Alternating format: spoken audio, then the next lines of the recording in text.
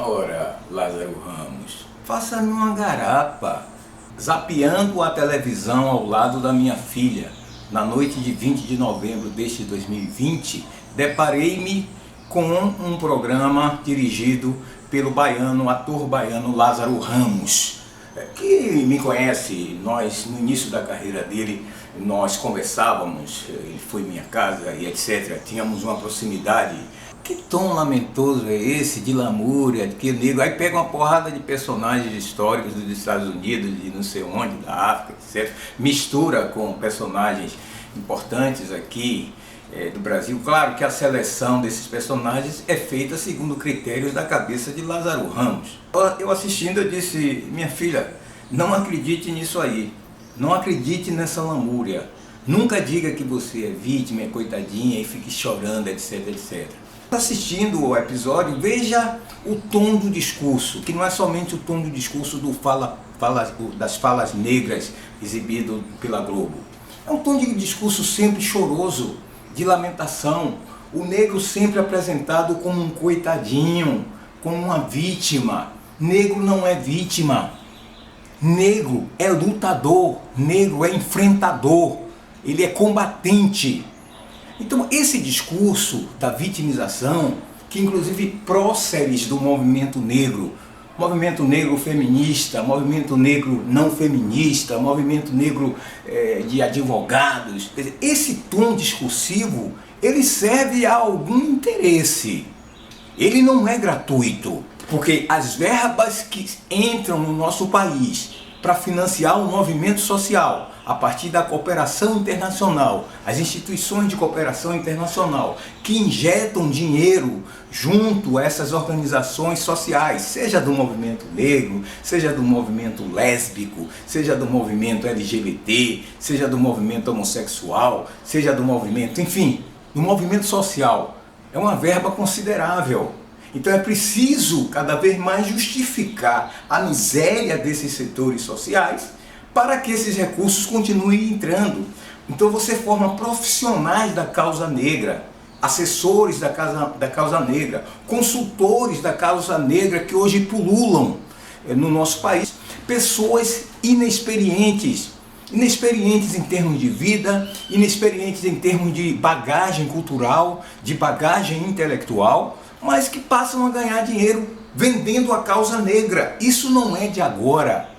Eu tenho denunciado isso desde tenra idade, desde quando ingressei na luta social, fazendo parte desse tal movimento negro, que é extremamente, como qualquer movimento, extremamente não homogêneo. Então é preciso tomar cuidado com isso. Quer dizer, como alguém, um sujeito do seu tempo, que combate essa situação do racismo e da desigualdade, de vez em quando fui convidado para participar, para receber benefícios, e me lembro de uma reunião famosa de uma dessas entidades, de uma dessas agências de financiamento, que é a Ford Foundation, né? E que desde o final da ditadura militar já injeta recursos no combate ao racismo aqui no nosso país, carregando recursos para universidades, faculdades, organizações do movimento social, que agora chama, né, organizações não governamentais, né, terceiro setor, né, dentro do princípio liberal, do liberalismo, injeta dinheiro. Eu me lembro que eu estava numa dessas reuniões, já que eu recebi uma bolsa da Ford Foundation para criar um observatório de mídia e racismo, né, um projeto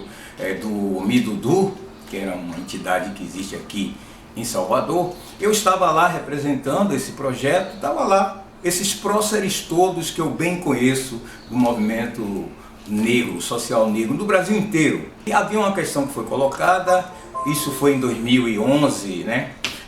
A pergunta era: quais são as perspectivas que você vê para a Ford Foundation no Brasil, que agora o Brasil pensava-se, né, estava em crescimento. Houve um estranhamento grande quando eu disse: olha, a melhor coisa que a Ford Foundation faria para o movimento negro era sair do Brasil, era deixar o movimento negro com as suas próprias pernas.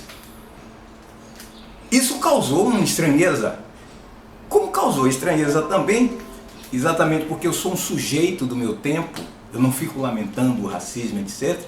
Quando uma coisa cotidiana, algo banal, eu sou professor, doutor, vários livros publicados, pai de família, com um amigo negro, em um bar famoso que frequentamos aqui no centro de Salvador, casa cheia, né, quando começou a discussão, essa discussão eleitoral, partidária, etc. E meu amigo era talvez um dos únicos que se manifestou dizendo que iria votar em Bolsonaro.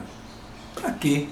Lembra da questão do assassinato do capoeirista Moa do Catendê, em que ele disse que ia votar em Haddad, e aí entrou em confronto com o bolsonarista, e o bolsonarista assassinou ele, Moa do Catendê? Pois bem, nesse caso aqui, quando o meu amigo disse que ia votar no Bolsonaro, um sujeito lá, vestindo vermelho, escrito CUT, Central Única dos Trabalhadores, né, do PT, começou a ofender meu amigo, mas ofender de forma assim vergonhosa, como sempre acontece. Eu vejo isso na minha faculdade de comunicação, onde um professor negro foi recebido com pichações na parede dizendo: macaco, volte para o seu país, professor de Costa do Marfim, que já morreu. Né? Eu vejo isso na minha vida cotidiana, na instituição, dentro da instituição em que atuo. Pois bem, o sujeito lá começou a ofender meu amigo. E votar em Bolsonaro, na sua cabeça deve ter merda, sua cabeça deve ser cheia de merda, seu macaco. Qual é a reação que se deve ter diante disso? Apesar de toda a ilustração. Meu amigo ficou sem saber o que fazer, os outros, né, também ligados à esquerda, amigos meus também, ficaram ali constrangidos. Eu peguei uma garrafa de cerveja e parti para cima do sujeito, né, bar cheio, e joguei a garrafa nele, né, e parti para cima dele. É claro, a garrafa não pegou nele. Se pegasse, sei lá, no olho dele, por exemplo, eu poderia hoje estar preso na cadeia. Inclusive depois, quando contei isso dentro de casa, fui até advertido, né? Então isso é o que eu quero dizer, o seguinte: com racista não tem conversa. Essa sempre foi a minha atitude. Eu parto pra cima. No caso desse episódio, depois de eu partir para cima desse sujeito, um homem corpulento, um homem gordo, né? Eu peguei cadeira, fui para cima dele, ele correu lá pro fundo do bar, protegeram ele e deram fuga a ele. Eu liguei para a polícia, para a delegacia, né? Ele entrou no carro, eu falando com a atendente, ela: como é que é o carro dele? Qual é a placa do carro dele? Ele fugiu, nunca mais eu vi esse sujeito. Veja, isso foi em 2018. Depois eu soube que ele se mudou, etc. Nós fomos à delegacia imediatamente e registramos queixa, né? E depois eu soube que o meu amigo, porque na verdade não fui eu que fui ofendido, quem foi ofendido foi meu amigo. Eu fui em defesa do meu amigo que estava sendo ofendido em sua humanidade, né? Por sua posição, por suas ideias, né? Como se você tinha que ter ideia de Maria vai com as outras. Né? Então eu não era o sujeito da ação, embora tenha muitas ações, eu sou sujeito de várias ações judiciais e queixas policiais por conta desse enfrentamento que faço. E meu amigo abandonou, porque senão esse cara estaria respondendo a um processo. Aqui fala esse sujeito que, quando se compreendeu negro num país extremamente racista, um racismo hipócrita como é o Brasil, apesar do vice-presidente comentando o assassinato de João Alberto Silveira Freitas num Carrefour, uma loja do Carrefour, na capital do Rio Grande do Sul, em Porto Alegre, embora ele diga que não há racismo aqui, que ele morou nos Estados Unidos e racismo também é lá, ele comete um extremo equívoco nessa análise dele, que, por exemplo, eu também já morei nos Estados Unidos. Quer dizer, são formas distintas de racismo. Talvez o daqui seja mais cruel ainda, porque exatamente não se admite que ele existe. Você luta contra fantasmas. O racismo aqui é um fantasma. Você não tem algo de concreto para combater. E quando uma autoridade do porte do vice-presidente diz: não existe racismo, o que existe são as desigualdades, ele deixa de analisar a origem dessas desigualdades. A origem dessas desigualdades profundas no Brasil está na estrutura da escravidão, na estrutura da sociedade brasileira, na forma como o Brasil foi colonizado, nessa estrutura que permaneceu por quase 400 anos, até quase o início do século XX.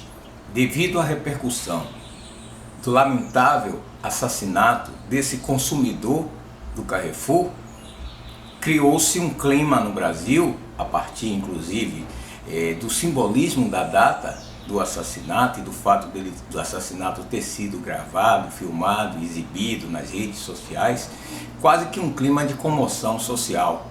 Quer dizer, não somente negros estão se manifestando, mas também pessoas não negras estão condenando esse tipo de ato.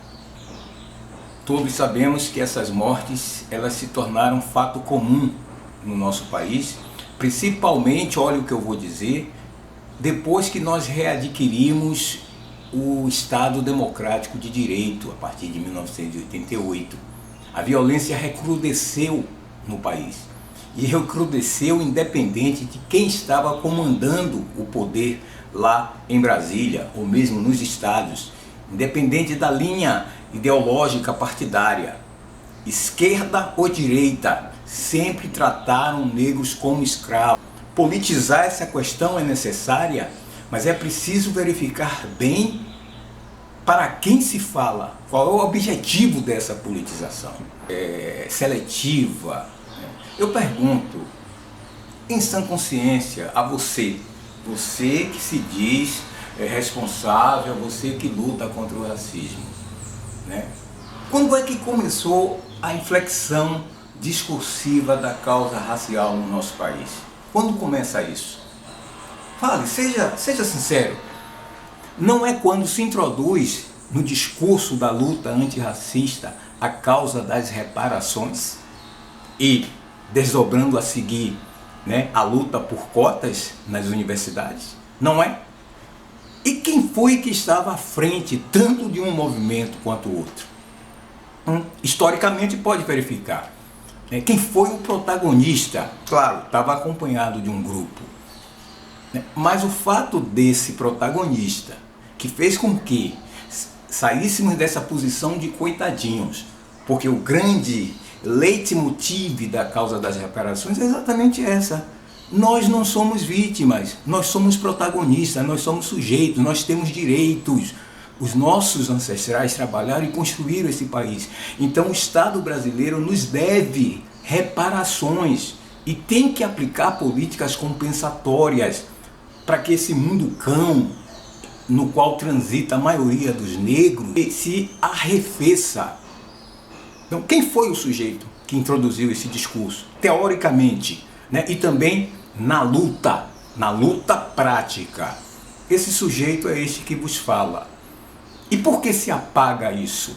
Por que o movimento social negro, que sabe disso, né, apaga essa história? Por quê?